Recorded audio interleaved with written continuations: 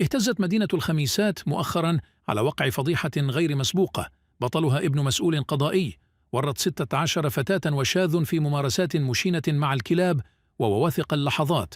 وحسب مصادر متطابقة وما عاينته عبر من توثيقات يتم تداولها على وسائط التواصل الاجتماعي بكثرة، فإن ابن المسؤول القضائي قام بإحياء حفلات جنس جماعية ووثق اللحظات في فيديوهات خادشة ومقززة داخل ضيعة كان يخصصها للسهرات بطريق إيت عبو ضواحي مدينة الخميسات.